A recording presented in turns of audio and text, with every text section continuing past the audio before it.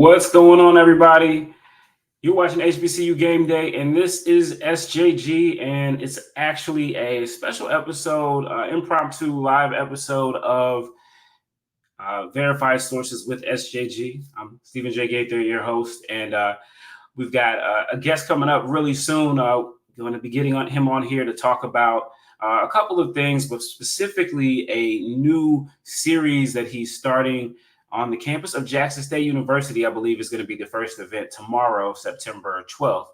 So I look forward to getting Dr. Kenyatta Cavil on to talk about that shortly. And also, obviously, the big news of the day, we've been following it all day. If you've been paying attention to us on our website or on our social media, and I would advise everybody watching for sure, if you can, please go ahead and download the HBCU Game Day app. That's the best way to keep up with all of the news that we come out with every day. Shout out to Southbound 3000, JSU in the building. Yeah.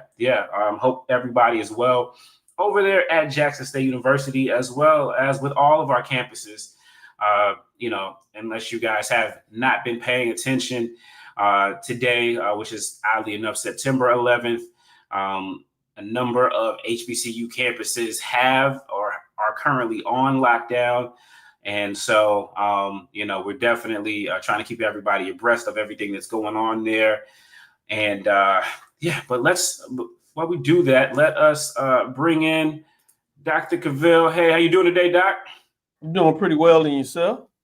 Doing well. I definitely appreciate you for giving me your time and letting us kind of get your expertise. I know you are in the middle of your day, and I know you're going over to Jackson State tomorrow, so travel day for you certainly coming up. I know how those things can go, but I appreciate your time. How are you today?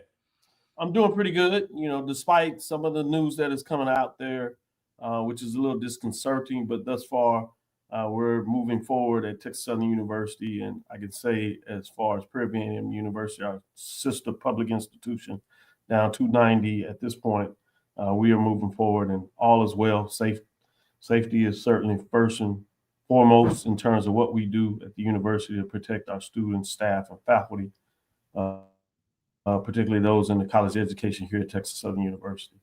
But as you alluded to, besides that, I'm excited about what we're trying to put together for tomorrow at Jackson State University, working with Ashley Robinson, the Vice President and Director of Athletics.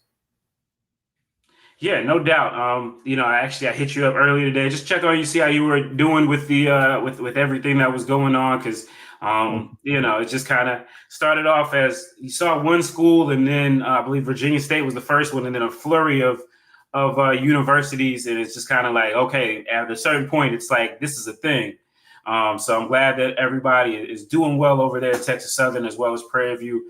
You guys out there out west, glad you guys are doing well. But yeah, talk to us about the series and how it developed and came about. We started it back this past year, and we had our first event here at Texas Southern University in the college education last May at the end of the semester, and we brought in several of the directors of athletics, as well as a couple of commissioners. But let me first restart that and do it appropriately. Let me say thank you, Stephen, in terms of what you do, in terms of providing a spotlight for our HBCUs. Obviously, a lot of it is in the area of athletics and sporting contests, but you all do beyond that. What you've been able to put together on your platform with HBCU Game Day is second to none, and certainly allows us to stretch things. And so I appreciate this opportunity. But it was a 2-day event, which allowed us to do a Thursday and Friday. It was for our staff and what we call mid-management individuals, as well as our students. So as part of the grant, which I work as a research fellow in terms of the Center for Africana Futures, which is here at Texas Southern University, and under the leadership of the director, Dr. Tanisha Taylor. It's her brainchild, and we co-authored a grant to get it going and get it started.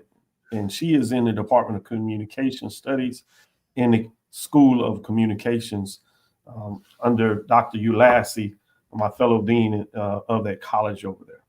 So she asked me what were some things I would like to do that connects AI in the future of how we're looking at African Americans, Blacks in that field, particularly in communication. I wanted to connect it with sports. And you could see the natural connection as you're somebody that come out of that professional field, but does your work in terms of the sporting framework, if you would. So that was the impetus and the brainchild. And I said, I would love to do something where we bring in professionals in the field that are operating at extremely high levels and executive level positions and ask them in regards to how did they get started in the field so they could talk to our students, and then talk about how they transition from mid-management into executive positions. So it allow our mid-management administrators in the areas and also some of the colleagues, so they can make sure that they're talking beyond their area of spheres of this current changing landscape. So we had discussions on NIL, branding initiatives. What does it mean in terms of this current environment? So we really got a chance in a lot of ways to bring some of our brightest individuals to talk to some of our colleagues, staff, and students, as I said, right here at Texas Southern University in the College of Education. Yeah, no doubt. Very fascinating stuff. As you say, AI is something that, we all, has impacted us all to varying levels. Of course, there are always a discussion about environmentally sound and, the economics behind it. And of course, those are, things that we all have to worry about and take into concern. But the thing is, it's one of those things where my theory is always it's hard to put the cat back in the bag after it's already been out. So, you either learn how to live with it and adjust with it and try to figure out a way that you move with it ethically, or you resist it and get overwhelmed by it. So, that's it's great to hear that type of thought, that kind of forethought is being put out there, especially as it relates to athletics and especially with HBCUs. So many times we get left behind in certain things like that. And it's great to hear that you guys are really being proactive about it and making sure that, that the things are, going forward. On one side, I like to call myself a colleague with you, but you're really at the forefront of that. But what I really enjoy talking to you, Tali Carr, Ken Rashad, to be quite frank, is you all allow me to provide an academic perspective of what this looks like. And so we get to kind of really share and create that framework where you all do as much as you do on the professional side of that, but you give back in terms of the academic, going back to your institutions, but it goes beyond that. I'm in a position serving as the dean where I get to have influence on the curriculum development part. So I take this very serious in terms of the opportunity. So I like to be somebody that is not just theoretical, but actually practical. How do we hit the ground and make it go from theoretical to practical, make sure that we're transitioning our students in a way such that they can use what they've learned in the classroom in a very practical way to help develop businesses to make their bottom line and develop that same framework? Or is it about individuals becoming entrepreneurs and starting their own thing in terms of an innovative approach? So those conversations that you have with myself in terms of what that looks like, I literally bring back to the table. And you see this as part of that fruition in terms of conversations that just start oftentimes with hot takes as we're doing the other work that we do. But I'm always searching in terms of what are new ways that we can become better in the academy, particularly in the college education with sports management that we offer here, both as the undergraduate and graduate level, cross over to the School of Communication, where we look at sports entertainment. How do we develop students in a better way? So this is really the outtake of that, where we said, all right, let's bring in our brightest mind. Let's bring in the athletic director from Jackson State University. Let's bring in our athletic director here at Texas Southern University, Dr. Kevin Granger, at the time. And then we brought in Prairie View's athletic director. We actually had a chance to bring in the Alabama State athletic director, Alabama A&M, Dr. Bryant, Dr. Cavil, at Alabama A&M. So there was a way that we had that. We brought in John Grant as a lunch-focused person that talks about moving outside if you just want to work at the institutional level. And again, we started off on the first day, and you'll be excited about this because we didn't want to just make it all major division. We also looked at in terms of diversity of genders, but all those athletic directors had prior engagements, but we're still pushing forward to make sure we cover that as well. But on Thursday, as I get back to it, we brought in the SIAC commissioner, Dr. Holloman. So we partnered that up and provided them two different scenarios for those. Some of them knew Charles McCullen as he was the VP of athletics here before Granger, and now Paula Jackson in terms of what that looks like in those roles. He was able to set the table. Then we got in Dr. Holloman that talked about his career path. And they were similar in some ways and different in some ways. And it gave a lot of students ability to network, ask questions, provide their platform. Again, mid-management folks talked about their goals and what that looks like. And so we did that on Thursday. We gave it a day. We got to meet and have some discussions on what that looks like. How do we move this forward? So there were some goals about how about we take this on the road? How do we go to different institutions? So I sat on that, as I told you earlier, but we finished everything on Friday where we had about 5 different sessions in terms of looking at different ways. We had influencers come in there to talk about doing that type of work. We had NIL specialists coming in, as well as those athletic directors to talk about how are they moving in this current environment. And so after a week, we reviewed it and had a couple of other folks said they really enjoyed it from various angles. That's when I had the idea about taking this on the road. So we have 4 series for this fall. We're starting off, as you opened up and asked, where we start at Jackson State tomorrow. It's from 1 to 3. We'll be in their campus having a meeting where we bring in the commissioner again, Dr. Charles McCullen, for a session where he'll do a session with Ashley Robinson. And we'll talk about how the conferences are moving forward in this current environment. And then the first session will bring in Tuskegee's Reginald Ruffin as athletic, because the game is on Saturday. So we piggyback on that to give folks an entertainment value to come in. They get to stay over for the game. I get a chance to watch and cover that as well. But we still buy your damn tickets. Yeah, exactly. Reginald Ruffin was there, and he'll tell everybody about the importance of buying them damn tickets, to your point. And we want to get him to explain why is that more important than ever. So we'll have a session with him, with Ashley, to open things up. Dr. Charles, I should say, he's working on his doctorate, but Charles Bishop will be there. He'll co-moderate the first session, and the second session I'll take up by myself. The next one is in October, that first Friday in October. We'll go up to Norfolk, and we'll get a chance to work with those individuals and take a step outside of the SWAC and open the doors a little bit there. And then in November, we'll come back to the SWAC. We'll go down to Montgomery, Alabama State, and then we'll culminate with an event in Atlanta around the celebration time framework. So we have 4 events that we're really excited about what that looks like, and we'll make it work, getting it going. At this point, we're able to do it without any cost directly for those students involved. So we're excited about that. But as we move forward, we'd like to open it up and do some series that looks at, the state of HBCUs, where we bring in folks, special speakers, and see if there's some fans that have some interest to be able to talk about what they see HBCU sports and putting a nominal fee on it. So that's kind of the future, what we're looking into. And it depends on how well these go this fall series. Okay, gotcha, man. That's awesome. I love that you're, hitting the different regional areas and making it make sense. Again, having, not only our Ashley Robinson, but also AD Ruffin as well. Talk about Mr. Robinson.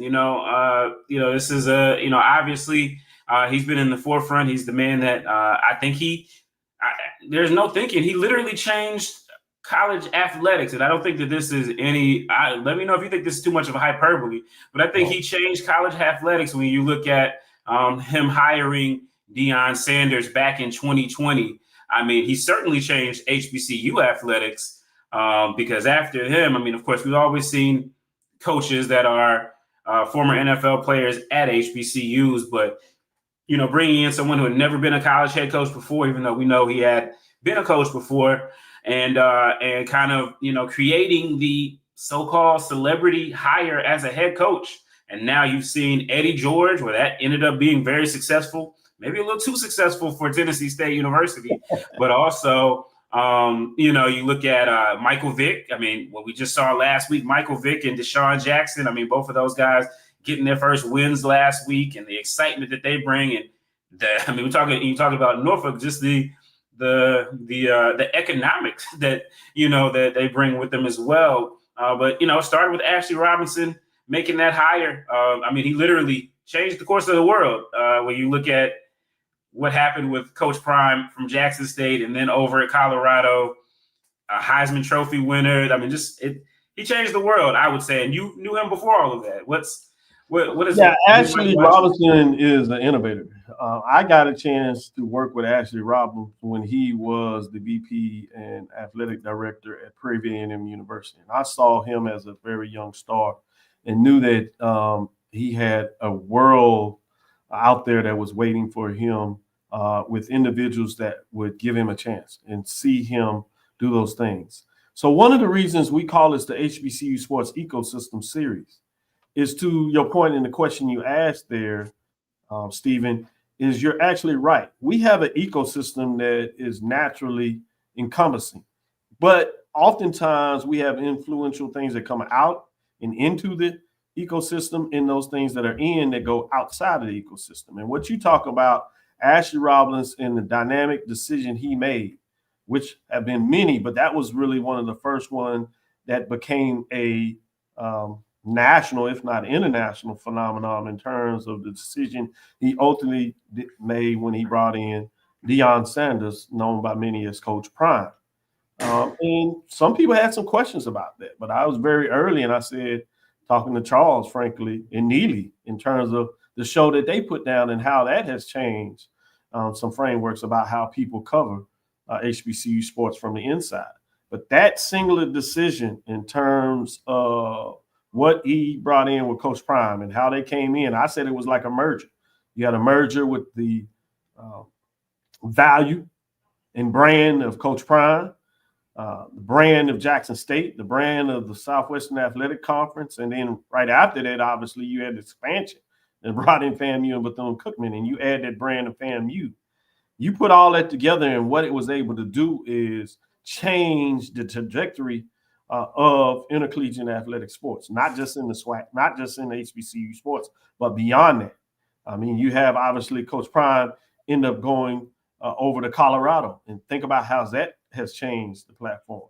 You even ultimately had a guy that became a Heisman Trophy winner that was a freshman at Jackson State, the number one recruit that he was able to bring in there, which changed the dynamic in terms of how we see HBCU sports. You had some folks that were coming back to HBCU sports. Obviously, you talked about Eddie George at Tennessee State, the two current coaches, Coach Jackson and Coach Vick at Norfolk State and Delaware State, respectively. And so you have Trent Gilford at UAB, North Carolina, as they have stretched and decided to go in that same direction with the hire that they had with the legendary coach from New England Patriots. So this goes beyond, and that's just some that we think off the top of our head, and there's many other that have followed. So there's without a doubt, when you talk about Ashley, who won our athletic director of the year, that takes data, measuring points that allows to do that. But it was easy to go to him, and frankly, he was one of the ones that said, let's bring this on the road. Can you bring this to Jackson? And so it was his impetus to talk about that he wanted to bring something else to his students, because he saw all the students that were there at Texas Southern University and his manager. So he's always trying to find a way, and I get to talk to him as I try to tease him and see if I can get him to get into a doctoral program, because I think he has so much value. Now he can do it without it, but what he could do on the academic side is beyond that. I mean, he has the ability to go beyond just being a VP of athletics. I can see him running the institution as a president. Don't let him tell you that. Hopefully, this is not national over the airs, because I didn't tell him that yet, and he might be a little disconcerting about that. But that's just how much I think about him. Yeah, we're live. Yeah, it's out there now. Exactly. Like, what I tell you about the cat, I say that in Keaton. the tiger cannot go back in the bag. So I say that, but I'm comfortable with that, and I stand on it. That's what I mean. And we need individuals like that. We had a show that kind of went viral, and other folks picked it up. When you had John Grant, the executive director of Celebration Bowl, he talked about his thoughts on Ashley in terms of another area in regards to branding and understanding how do you take the next level of taking advantage of your institution, making it in the visibility in regards to what the Cricket MEAC SWAC Challenge, and more importantly, even the Cricket Celebration Bowl goals, and how do you fundraise off of that? How do you generate more ticket sales? How do you take sponsors to the next level? How do you add sponsors? He's doing it at an incredible level. A lot of the other ADs are doing great work. And I will tell you, I get to talk to these athletic directors in many different roles. Hopefully they see what I'm able to do and partner with them and provide them with support in many different ways. Now, they do the bunch of the work, but they take that serious about their craft. And while they congratulated Ashley in terms of what he's getting done, many of them are seeking to make sure they do that kind of work, and even more so as they want to be at the top of their list in terms of the director of the year, in terms of the number one rankings, as we rank the top 6 or 7 of them over the last 3 years. And Ashley has won it twice. So credit to him in terms of what that looks like. So a lot of work goes into that. But no, to your point, he is an innovator in terms of what he's able to get done, and he continues to do it. I mean, he brought in Coach Mo, in terms on the basketball side. Right. He's a former NBA champion. And last year he was in the championship game. And so you see his trajectory, what he's able to do. You see what he's done with women's basketball, getting a ranking that at that time had never took place, and allowing folks. So he's done it across the board in various different ways in terms of how he's branded that. And so I have a lot of kudos for what Ashley Robinson is getting done at Jackson State University in this current position. Yeah, no doubt. Again, we're talking with Dr. Kenyatta Cavil inside the HBCU Sports Lab. You're the dean, right? You are because you get a new title. They're always giving you more stuff to do over there at Texas Southern. So I want to make sure I get your title. Yeah, I'm currently serving as the interim dean as the college education, among other things that they have me do. But that's my most important position that I'm doing at this time. But I certainly like to try to make sure that I'm bringing value to Texas Southern University, as it's done me a lot, and it's helped me take care of my family. So I have a great appreciation for Texas Southern. Yeah, no doubt. And a lot of the other faculty. Sorry, go ahead. I'm sorry. Yeah, so one of the other things, you talk about a lot on your show, and, because you guys try to cram so much in at one time, and sometimes I know there's more that you have to say. So I want to ask you here early on, we're early into the football season here. Just talked about Michael Vick and Deshaun Jackson. Again, both still early in their tenure, both got their first wins this past week in dramatic fashion in their own ways. But we look at the economics, just thinking again about the economics of hiring these coaches so far and how things have worked out. You look at Norfolk State University. I was there for their first game of Michael Vick, and there were 19,000 fans in that stadium on Thursday night, which it seats 30,000. It's the largest HBCU FCS stadium on the East Coast, and I think second only to Jackson State. So, it got 19,000 on a Thursday night, which is really good. And then last week, playing against their longtime rival and family member, Virginia State, they had 23,000. So, this is a place that, averages usually around 16,000, but that's after usually you've had homecoming. It hasn't even had homecoming yet. Economically, can you talk about just, again, without even having run the numbers, or maybe you have, I don't know, but how much of an economic impact has that hiring just already had on Norfolk State University, a program that has pretty much lived in the shadows of its basketball program for its entirety of its 90 years? Yeah, it's significant. And to your point, you're talking about the largest on-campus HBCU stadium, to your point. And you put 19,000 on a Thursday. Let's say that again. It was on a Thursday to open things up. That is significant. I saw a video where he was signing his jersey in terms of a Norfolk State that had his iconic number 7 on there with the Vic on the back, signing it so they can generate additional revenue for that program. So you make a major investment in terms of bringing somebody out like that, but you already see the return on investment.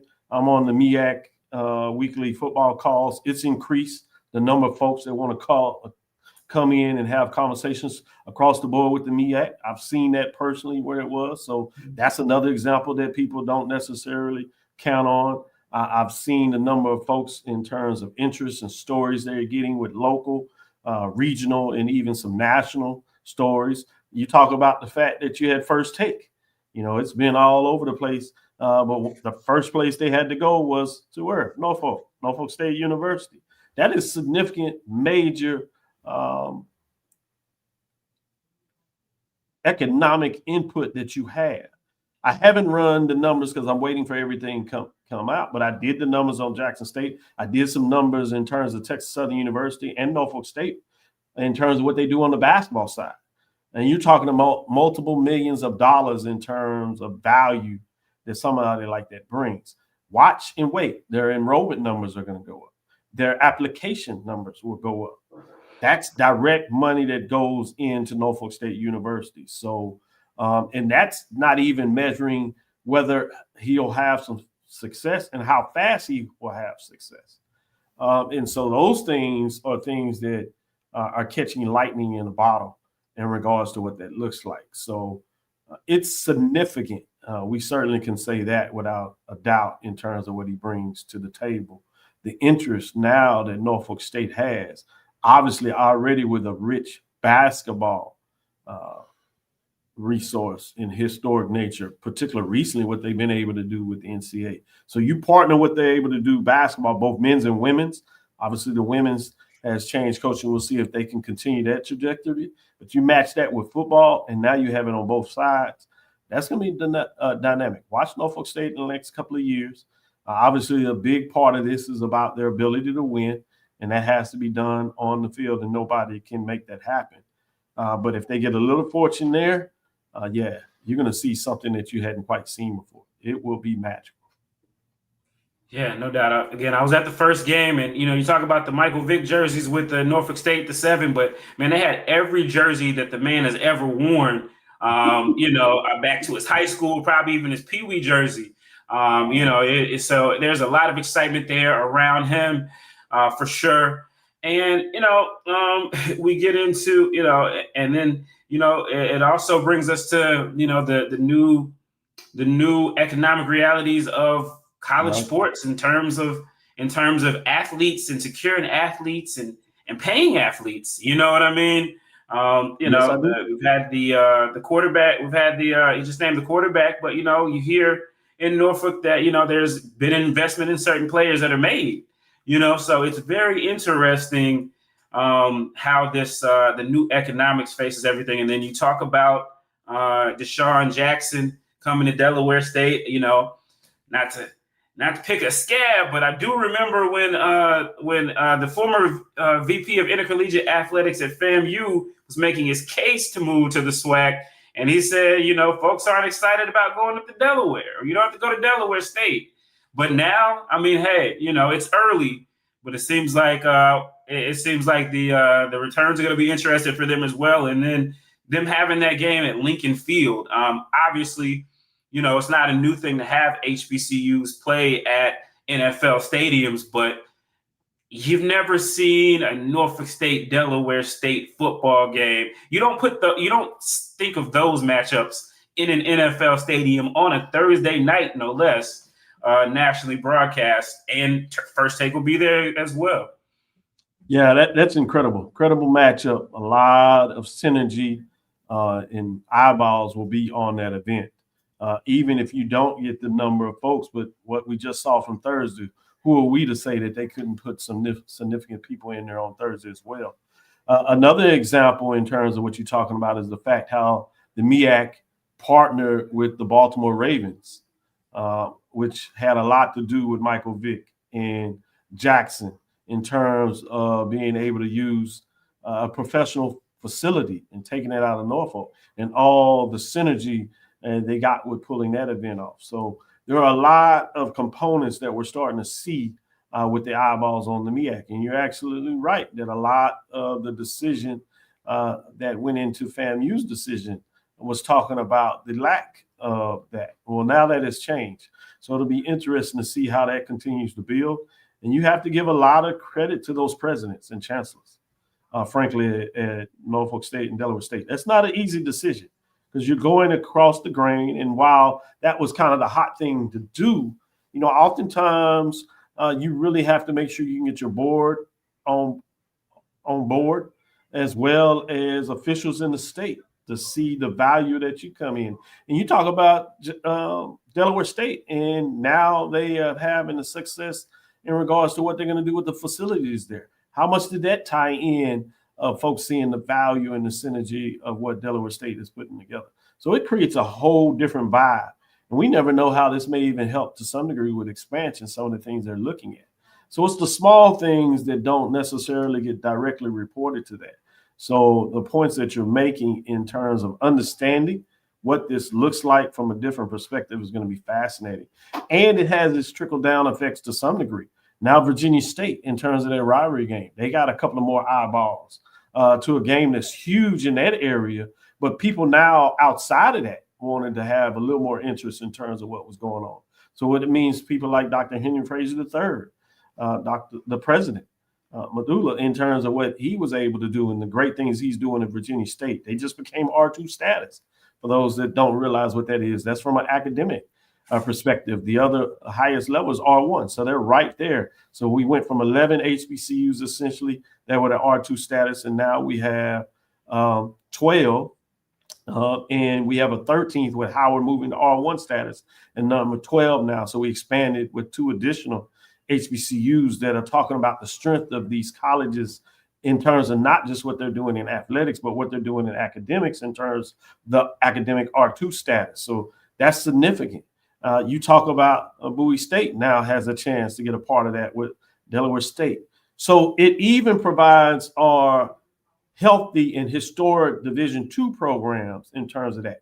And I know you had a question out there, and I'm glad that you brought it to the table with people questioning whether you should have these matchups. So if you're going to play up, my question is you certainly should play, and excuse me for using this term because I don't want to insult those D2 programs in terms of playing down. But you need to play your brothers and sisters in D2, particularly those that make sense in terms of regional matchups with historic platforms where fans want to see because they're showing you, they're coming up to the game. So they're telling you more than just their value and their interest, which to some degree kind of brings up Tennessee State with their fans telling you the games they go to, those HBCU games. A&T, we'll see what that looks like. They continue to support their team, but their bigger matchup is against HBCUs, Hampton as well. So the fact that you're aligning this and you see how this matches up, even with playing the CIAA and the SIAC teams, shows you how this goes beyond that. Again, I bring it back to the ecosystem, what we call the HBCU Sports Ecosystem is extremely important and highly valuable. And the better that we put that lexicon out there and start talking about that, it helps those ADs, VPs of athletics, the commissioners, the presidents, the chancellors be able to provide dollar value to that brand to increase what they're requesting when they go to the table to negotiate sponsorships and partnerships on any level, even if they're multimedia deals, talking about what the SWAC is bringing to the table with the SWAC TV. You all know better than anybody from a multimedia perspective what that provides and how there is synergy in being able to showcase and broadcast your own thing going on at your HBCU or a conference for that matter. That's a great point. I definitely appreciate you for bringing that up because that was one of those things. It's just again, having gone to Winston-Salem State, especially at the time that I did, when we were attempting to make the Division I jump, it makes sense. It just makes sense. Again, these are you talk about Virginia State and Norfolk State. I mean, what is Norfolk State going to do? Take Virginia State off their schedule and play some other team that no one cares about. That literally is their highest non-homecoming game year after year for more than a decade. Since the rivalry with Hampton, they still play it each year, but it's a bit different. And you talk about North Carolina A&T, they got away from playing Winston-Salem State for a long time, but now that they're in the CAA, even though this is a game that every time that this game has been played in the century, it is sold out. The only non-homecoming sellout besides 1 year of the North Carolina Central rivalry. So no, it's just a business proposition, Stephen. At some point, the business side of this that we always talk about and ask them to do more of, you can't say on one side, talk about the business side of it, and then the other side ignore it. Either you are about the business or not. And so at some point, some of this just makes good sense. I mean, dollars and cents. There you have it. Well, again, I do appreciate you, Dr. Cavil, for coming on and talking to us about what you guys have going on there at Jackson State tomorrow, and as we now found out, other places as well. So we'll keep a lookout for that. You make sure you read about it on HBCUGameDay.com, the HBCU Sports Ecosystems, and all the great folks that you guys are going to have there. But again, we can't get off of here today and talk about HBCUs without talking about this, unfortunately, which is, the headlines that, I've been writing all day in regards to our HBCUs, on lock. I wrote this earlier today, but on lockdown following threats. Many of these have been lifted. So, make sure we'll go up and do some updates a little bit later. But Virginia State University first, then Hampton, then began to spread further south, Southern University, Bethune-Cookman, Alabama State as well. And we even got to the point where tonight, when you're talking about the intersection of sports and everything else that's going on, that we have Clark Atlanta versus Fort Valley State. This is a game that has been looked forward to by these two schools. Again, two Division II schools who, as you say, rising tides lift all boats. The two Division II schools who will get a chance to play on ESPN2 on a Thursday night game.